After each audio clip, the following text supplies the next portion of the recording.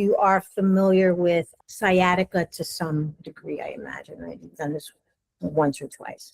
First thing I want to know is like, what problems have you encountered? I can list many off the top of my head where the textbook advice that I saw and learned in school, somebody would come in with it with what they reported to be sciatica. You would approach the textbook things, and all of a sudden, it's falling flat.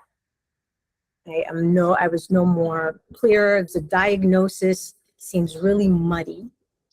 Okay, so I'm wondering, has anybody encountered that in your work in manual therapy? Okay, at least one person so far. Anybody I'm going to wager to say anybody who says that they treated sciatica successfully 100% of the time, I don't buy it. I don't buy it. Okay. So a few things we have to tease out is the baseline of what are we working with when we're working with sciatica when somebody comes in. Okay. So somebody comes in and they say, I'm here because I have sciatica and pain in my leg and lower back. How do you generally approach that? One of the first things we have to find out is who diagnosed the sciatica, right? Who diagnosed the sciatica? Because was it Dr. Google online, right? Was it a medical diagnosis, right? So who did the DX? This was one of those things I learned to ask before I assumed it was sciatica. And I'm saying this with a caveat, even with a medical diagnosis of sciatica. Okay, so we want to know who diagnosed it. Could it be that their Aunt Gloria, they said, oh, I have pain in my leg, and their Aunt Gloria, who maybe got a sciatica diagnosis, said, oh, it's sciatica, and then they came to you and they Googled it and the symptoms checked out. Okay. Was it a medical doctor? What kind of medical doctor? Was it a general practitioner? Was it an osteopath? And osteopaths operate differently in different countries, right? Was it a physical therapist? Was it a physiatrist? Was it a neurologist? Okay, so all of these, now I have to funnel in and I have to ask, and please don't hear what I'm not saying. I'm not in any way going against medical diagnoses, but hi, Olivia. I kind of learned the hard way to pause and question first. Because I will wager say at least 50% of the time, this is at least half the time that somebody comes in with a sciatica diagnosis, it is not true sciatica. And we'll get to what true sciatica is in a second. Okay, because that's a very specific thing. And even something like true sciatica in its specificity, so specific. And this is where stuff gets tricky, okay? So who diagnosed it? How did they arrive at that diagnosis? Right? Did they run tests? What kind of tests did they run? Once again, this is not pitting profession over profession. It's just people have different specialties and different ways of going about things, including us, right? If it could be a massage therapist that told them they had sciatica, even though we're technically not in the scope of diagnosing, we have to wonder where they got that info from. Doesn't mean it's not sciatica, but this is where we have to funnel in so we can, in the, let's say 1 hour, we have to work with somebody. I'm guessing everybody here is massage therapist branch of manual therapy. Occasionally we have like physios join and OT. So if you're of another profession, let me know because I would like your insight too. Okay. So we have to figure out not only who, but how they arrived at that diagnosis. Was the diagnosis just MRIs, right?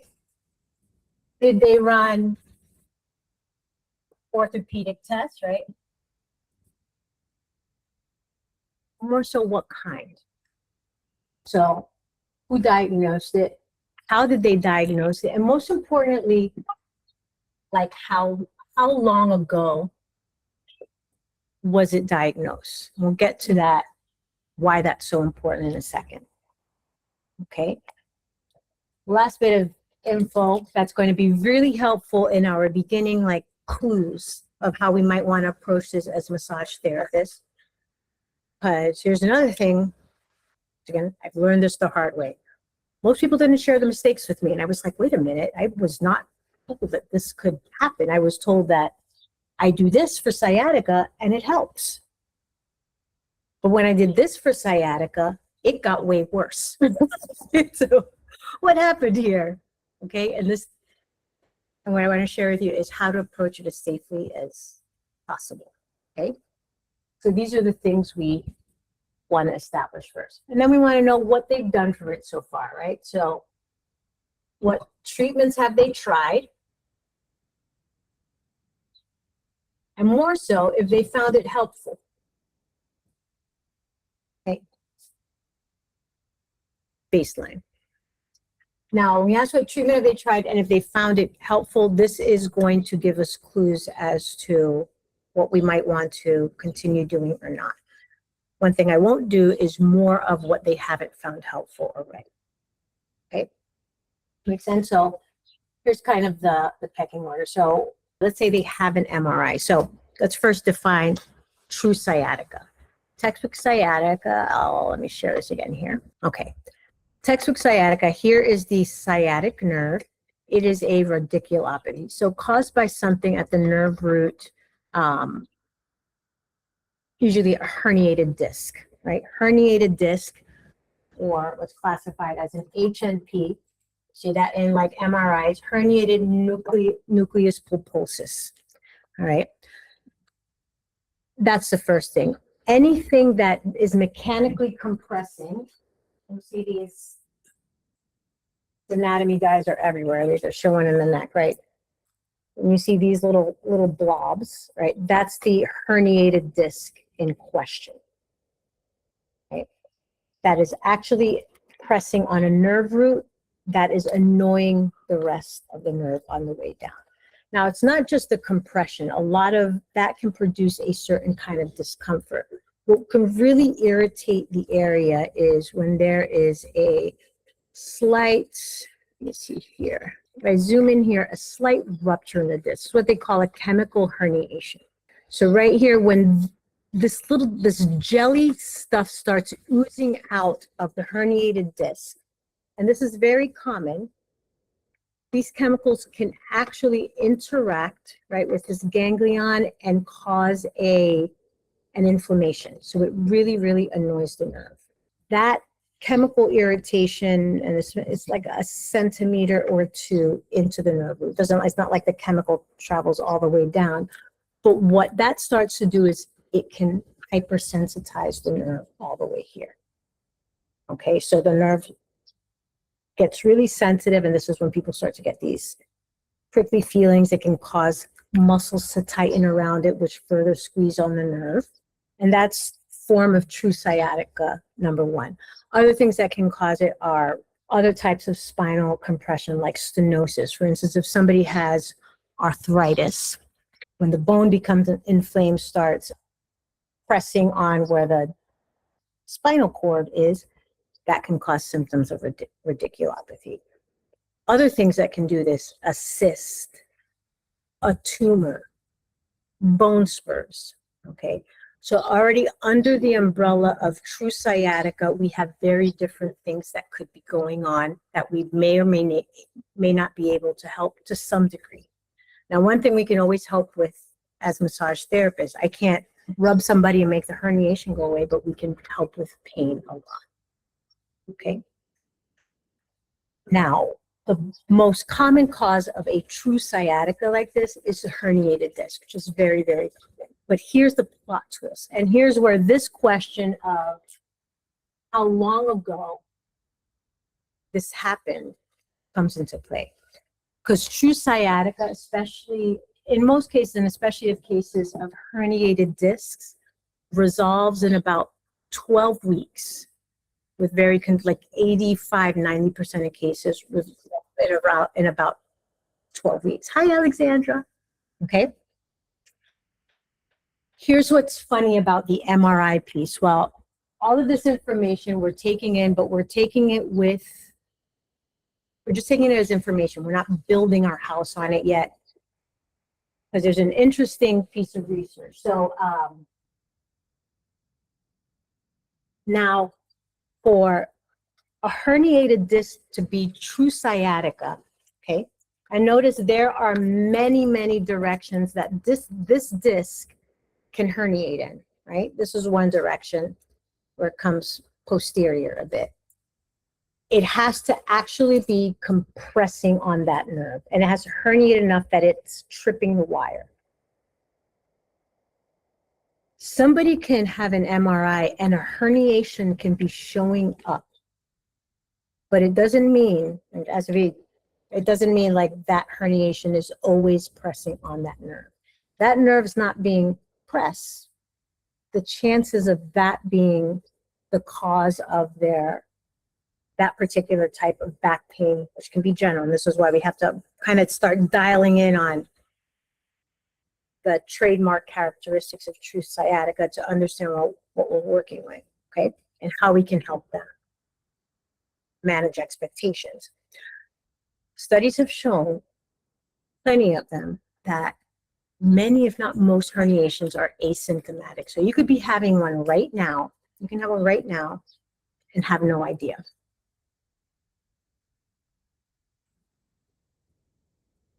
This is not to discredit that they can be an issue. I always assume at first, yes, the herniation is pressing on the nerve. However, many things can cause pain and symptoms in that area. So if somebody tells me they've had this issue for 2 years, 3 years, I'm going to start to question if it's actually a herniated disc.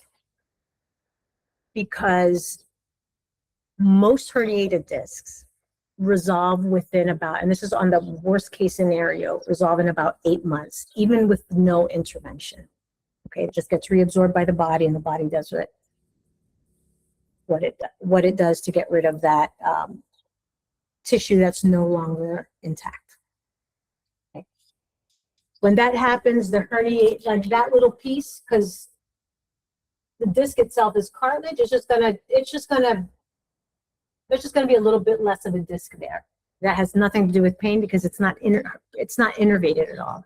Spinal cord is the nerve, right? But the cartilage itself, you can put a needle right into it, you can jab it, it's not gonna feel a thing. Okay? So, are we working with an actual herniation or not? Okay. Yeah, and if it's an actual herniation, keep in mind, only 10% of these are actually going to get to a point where they might require surgery or other types of more invasive treatment if they don't respond to anything else first. Okay. True sciatica. Okay. Other things we want to rule out. A good question to ask is if they've spoken to it or had a doctor seen about it, especially if it's been happening for a long time. Okay. We want to rule out all possibilities that it could be something like a tumor, okay, like anything more serious. But if they have been to a medical doctor and they say, oh, I had this herniation a few years ago, I'm less likely to assume it is a true sciatica, although they could be having sciatica-like symptoms. Now, one of the things that we can do, we're not physical therapists, but there are very practical assessments that we can gauge to see how long has it been happening? Is it in that 3-month window?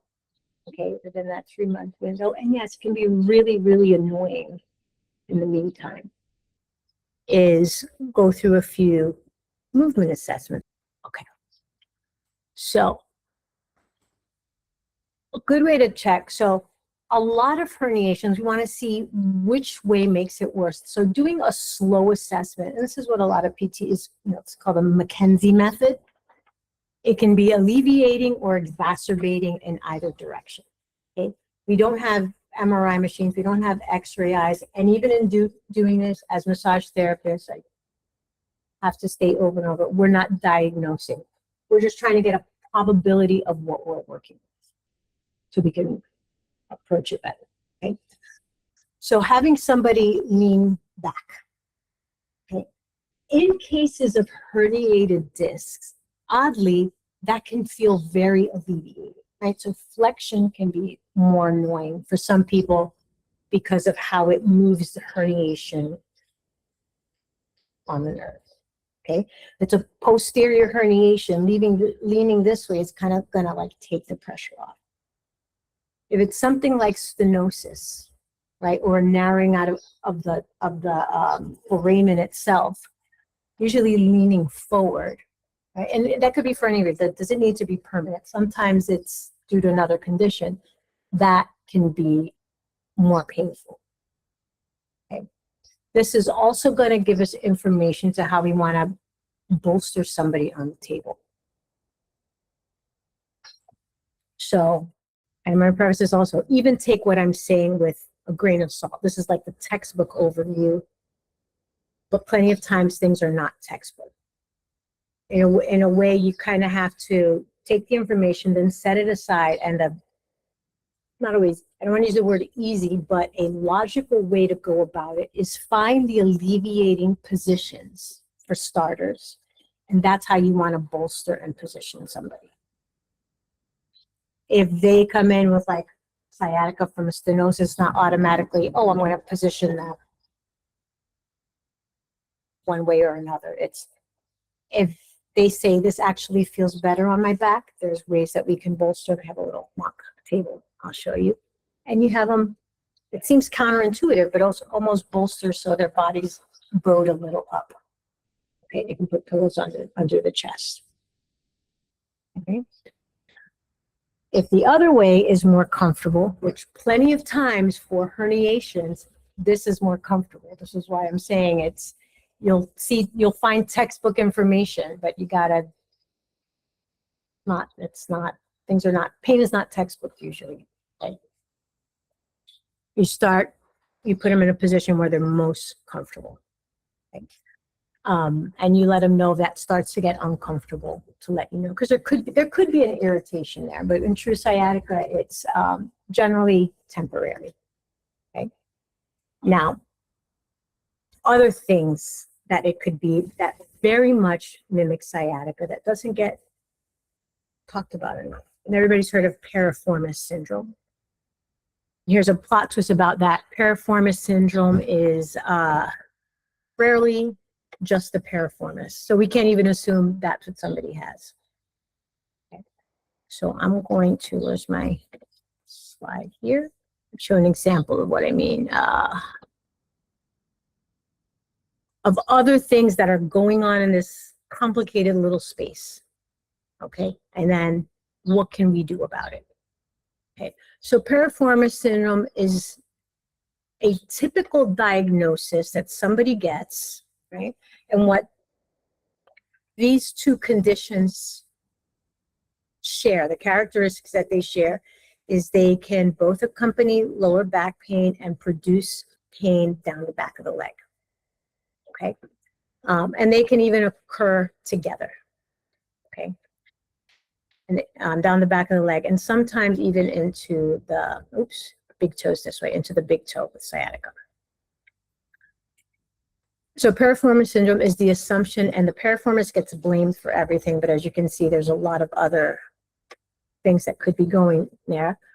When the sciatic nerve is entrapped, okay, between the ischial tuberosity usually and the piriformis muscle.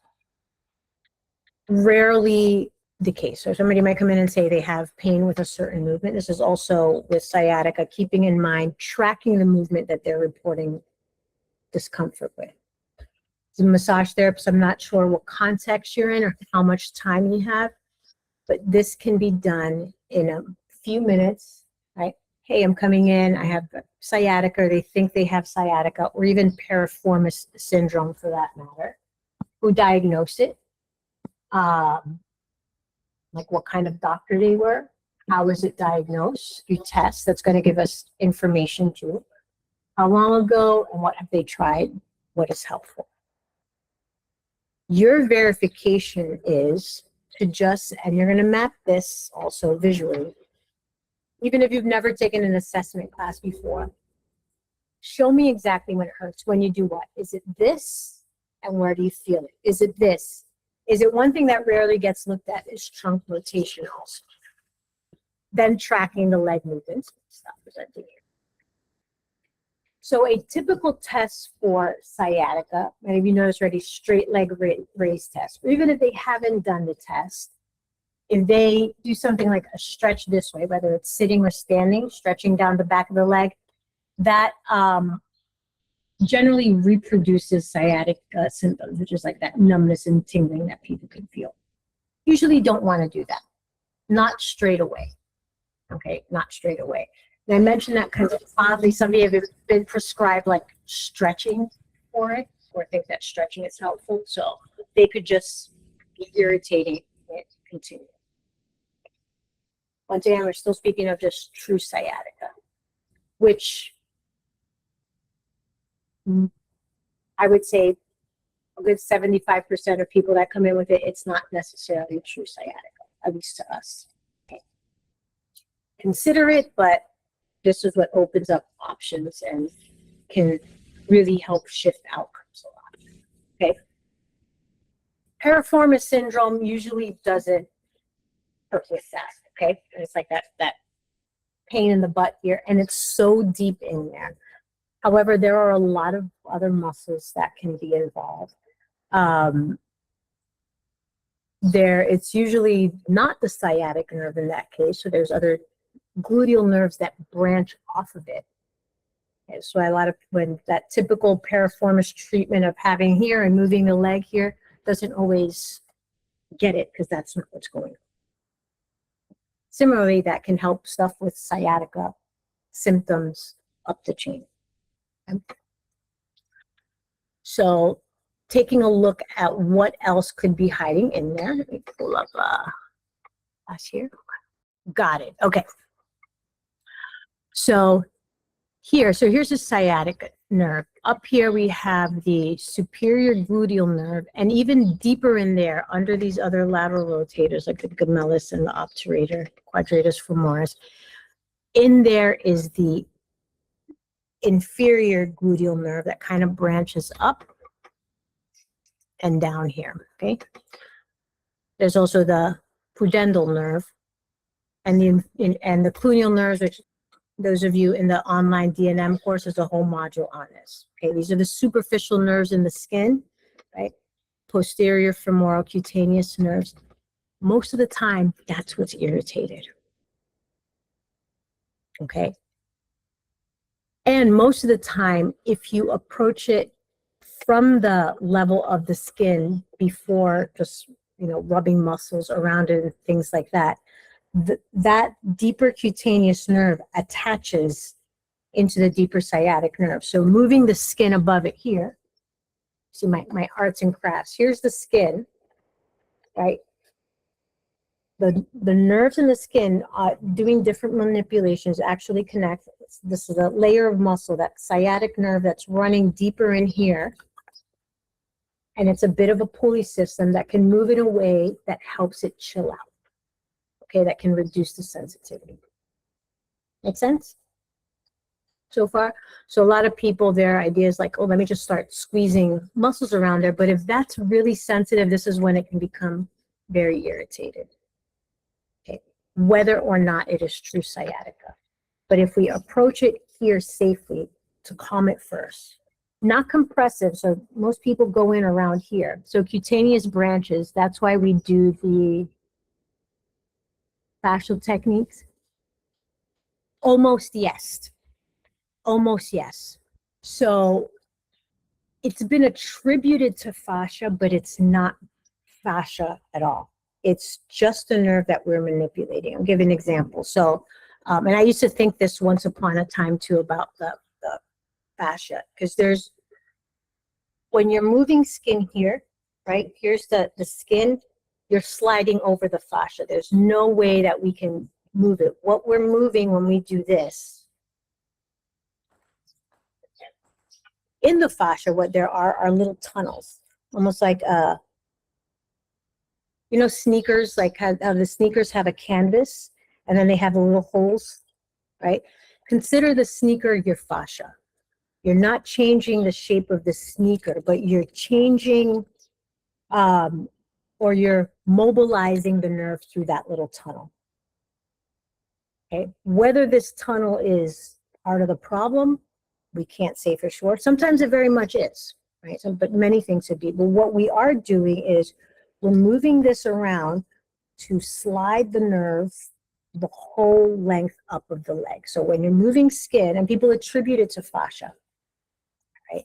Which is okay, but my invitation for a moment is to suspend that for a bit, because I noticed, at least when I started to change my thinking around it, when I was thinking I was trying to mobilize fascia, I was handling people's body differently, right? Because I was thinking of the tissue in a way, and I'm like, oh, I've got to move this fascia and hold it, and I think I'm working with something else.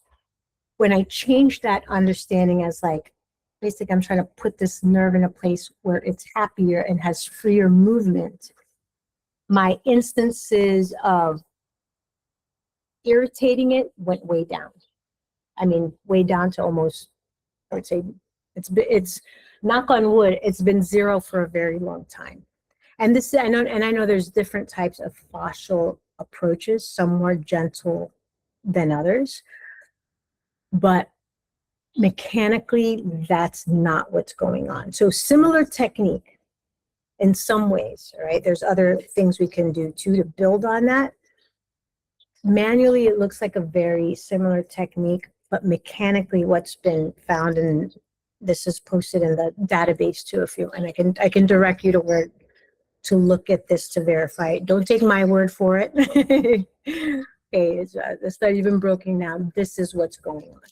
So the fascia is like, doesn't change much. It holds its shape, thankfully, right? It gives us our shape and gives a container for the muscles, and the skin lays over it and slides this way. And what we're doing is moving the nerve like more through that fascia to help mobilize it. That's one of many mechanisms that could be at play. Does that make sense? Okay, cool. Good question. So keep your techniques. It's just, it's interesting when you start to change your mindset about it. It's almost like basketball. Like if you think the basket is in one place, you're going to shoot at the wrong thing. But now you're like, oh, here's the basket. It's like, then you can start to work a bit more accurately. Okay. Not that you weren't before. It's all help people with it, but I always like to know, like, what else is under there? So that's grade one. Now, this is where different positional approaches can also start to help calm things down. So the first part of working with what may or may not be true sciatica, okay? In the end, it matters, yes. It matters. The most important thing that matters, we want to make sure it's not something more serious. Most important thing. And we want to know, like, what makes it better and worse, and what they've tried with their body, because that's the position we don't want to put them in. Right? Just laying somebody flat on a table sometimes to work on their leg. And here's what's bizarre. People have been like, wow, nobody's taken a second to actually make sure I was comfortable first. It's going to make your job a trillion times easier. Okay? You know, see, we're going to pretend that this is a massage table. Okay, out of here. Okay. So first thing we can do is bolster, right? Bolster this way, make sure somebody's comfortable. Depending on what side the problem is, positioning them like this to start working can be really, really helpful. Okay, that's, it can slacken this area, whether it's sciatic nerve, piriformis syndrome, any of the lateral rotators, any of those deep, any of those gluteal nerves in the space.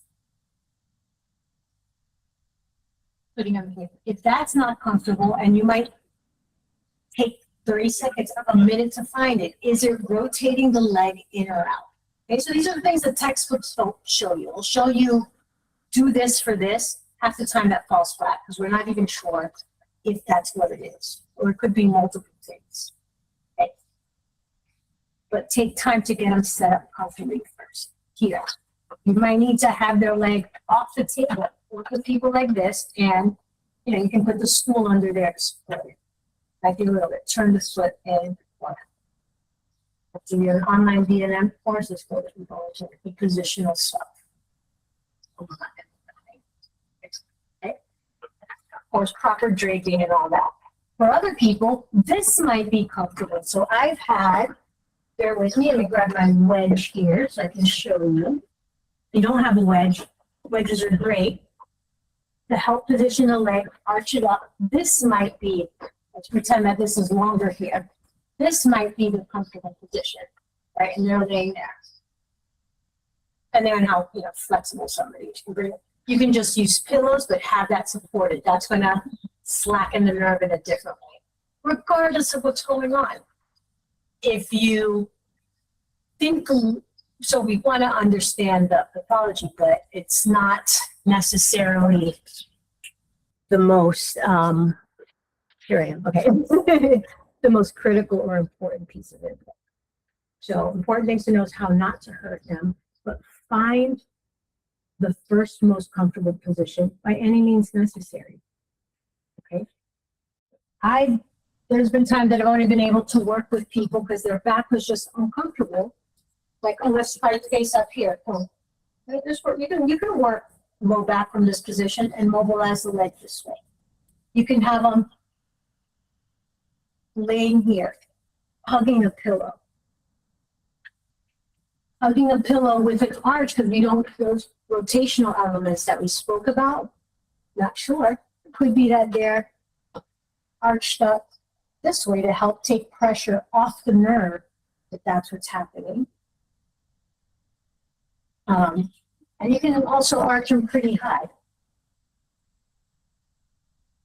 I'm doing this because it's not, there are times where I've had to, you just got to keep rolling dice until they're comfortable. And things that might look uncomfortable to you can be surprisingly comfortable to somebody else. Okay. And that can look many different ways. So let me come back here. Okay. So yes, it's good to know stuff or think we know stuff for that matter.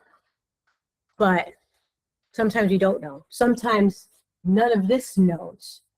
Or they know, but they're so stuck on the textbook thing that they're not finding the little pocket of relief that might be missed all along, right?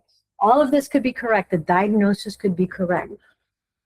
But could it be that a nerve is wiggling some way interesting in their body?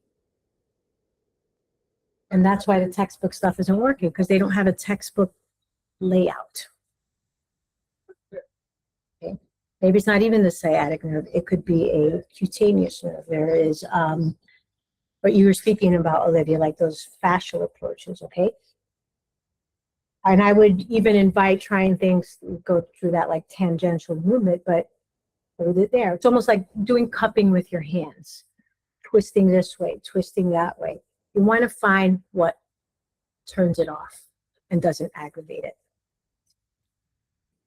Right, so positioning somebody, other ways you can position them almost in rotation. I've had people do that, right?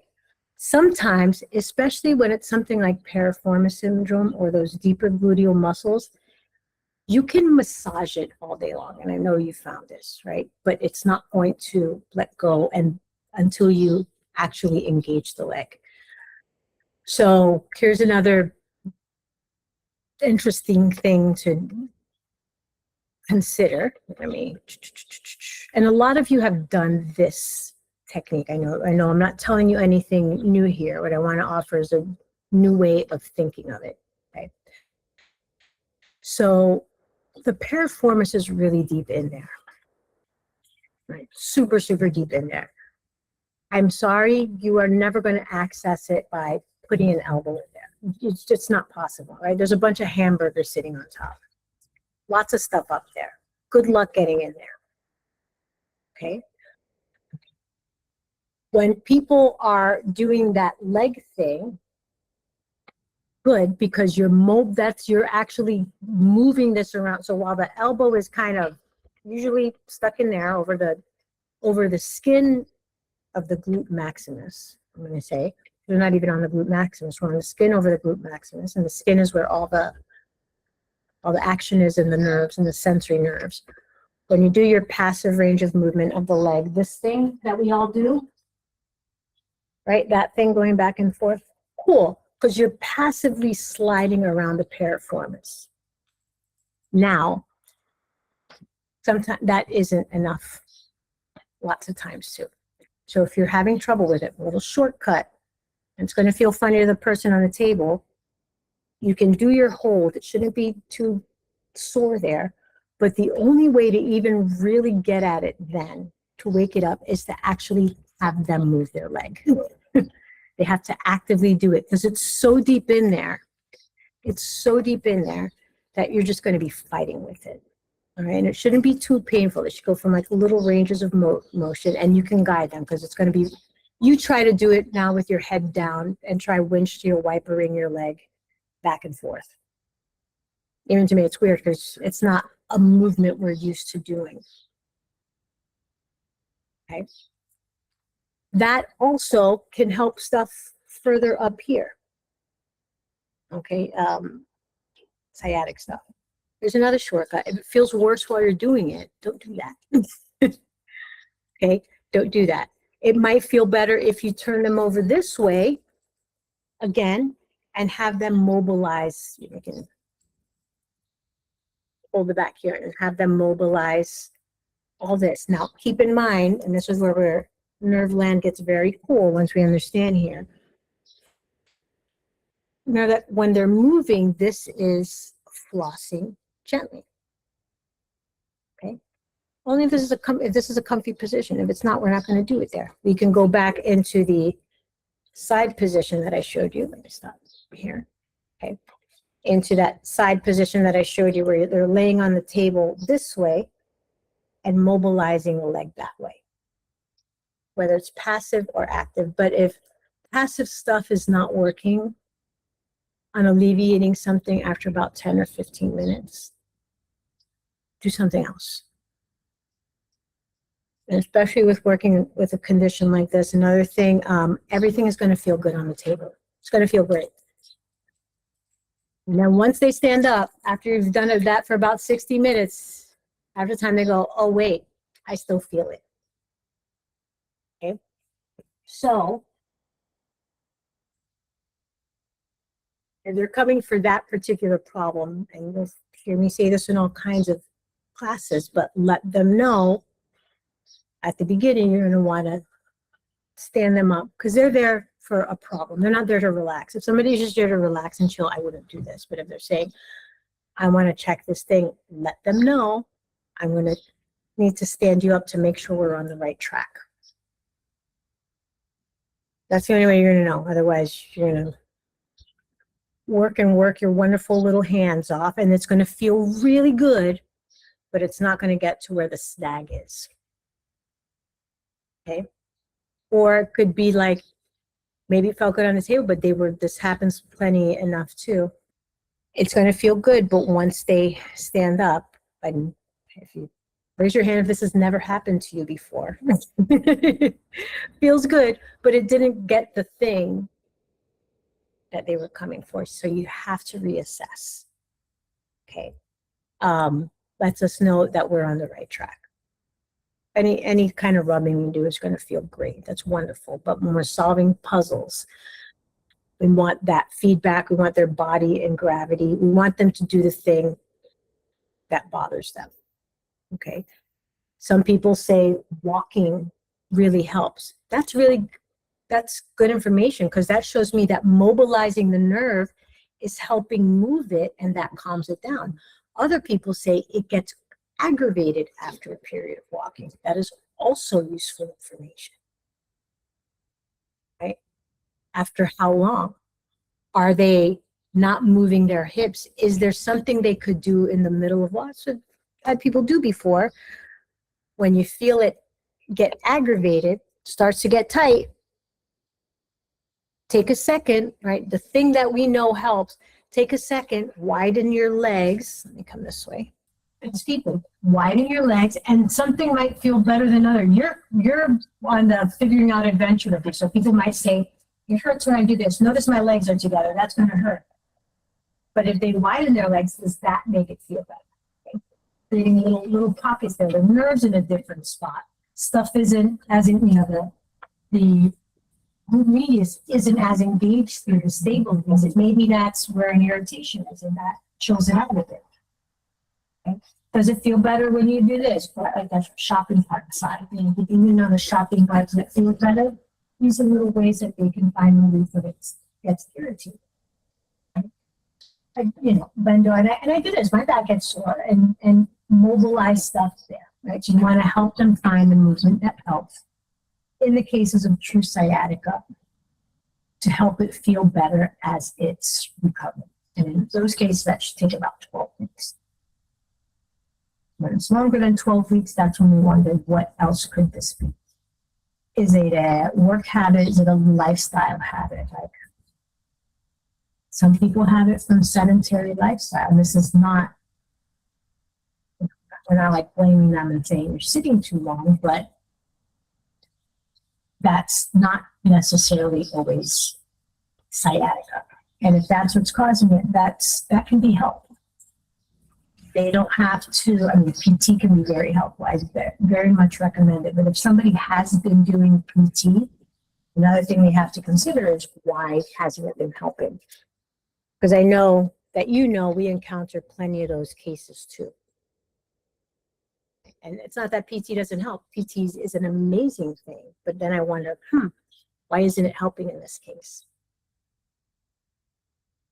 Right? And if we think of PT is reserved bouts of activity, usually, once or twice a week for the duration of the issue until it gets better. And then they send people home with some exercises that people may not do, to be fair. They never make them feel bad about that, because some of them are just like, stuff that they don't want to do. But if the issue is they're sitting in a position for too long, not that there's anything wrong with sitting, it's like that nerve hasn't been mobilized for a bit. What we want them to do, and this is, you have to make it accessible, so they're okay. Let's say they're not doing their PT exercises because it's one more thing they have to do when they're tired or whatever, don't feel like it, or don't find it helpful. Depending on what their context is, little invitation, once an hour, just get up for a little bit and do the thing that's helpful. Move it around before it just gets like jammed up again. It's great that people are doing their workouts an hour again, an hour after work, an hour in the morning, doing their PT, but also those little bits in between, 30 seconds once every hour, just move around, do this, see if that starts to help. You find the position that's helpful, and then give them that, right? Put their body in a position before we even start. Find what makes it feel better.